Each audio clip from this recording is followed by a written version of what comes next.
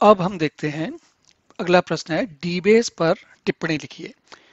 ये जरा थोड़ा सब्जेक्टिव प्रश्न है। सब्जेक्टिव मतलब एक ही उत्पाद के बारे में ऐसी क्यों बात की जा रही है, लेकिन कोई बात नहीं, तो समझते हैं इसको क्या है। इसमें ये जो है डीबेस डेटाबेस का एक बहुत पुराना प्रोग्राम है। लगभग 85-86 के आसपास आया था ये। और उस उसके बाद उस समय डेस्कटॉप जो कंप्यूटर्स होते थे उनमें इसका प्रयोग किया जाता था।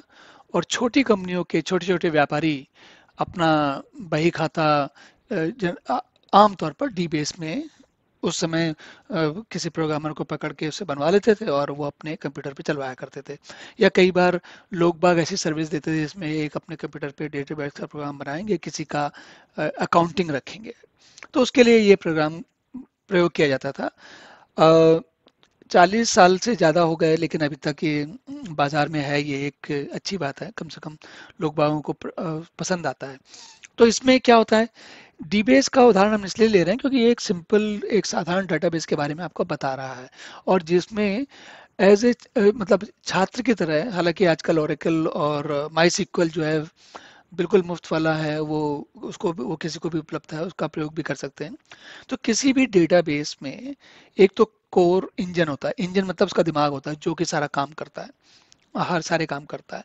दूसरा एक फॉर्म इंजन होता है। फॉर्म इंजन क्या करता है, मतलब जो आप इनपुट लेंगे, क्या चीजें हैं, जैसे जो जानकारी आपको, जैसे नहीं होता रजिस्ट्रेशन जब कराते हैं तो फॉर्म में वो जानकारी भराते हैं, नाम पता और फोन नंबर और क्या, और कुछ बहुत सारी जानकारी है ना, कौन सी क्लास में हो वगैरह वगैरह।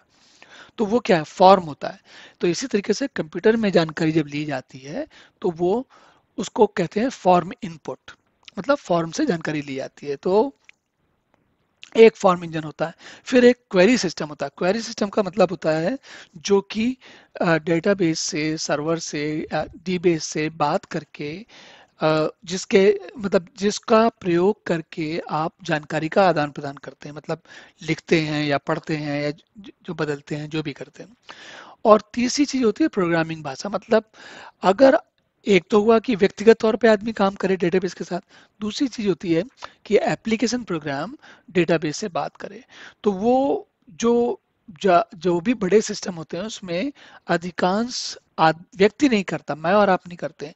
एप्लीकेशन प्रोग्राम डेटाबेस से सीधी बात करता है। तो ये चार इसके मुख्य अंग या अवयव हैं। तो अब इसमें डीबेस में ये सारी चीजें मिलती हैं और आप देख सकते हैं।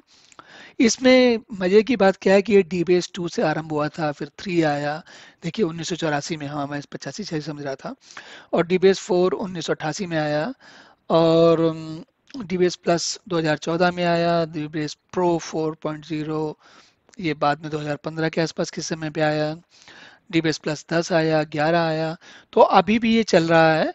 और इसमें अम, अ, ये एक ऐसा प्रोग्राम है, देख करके आपको समझना चाहिए। और सीखेंगे तो वाणिज्य की दुनिया में भारत में काम करने वाले लोगों के लिए इस प्रोग्राम को जानना मुझे लगता है आवश्यक हो सकता है।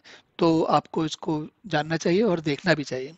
पर ये मोटी मोटी जानकारी है। डेटा डीबेस हो या कोई भी डेटाबेस सर्वर हो, वो आप उदाहरण के लिए बता रहा हूँ मैं, माई सिक्वल मुफ्त में उपलब्ध डेटाबेस है जिसको आप अपने एक किसी लाइनक्स के सर्वर पर लगा के देख सकते हैं।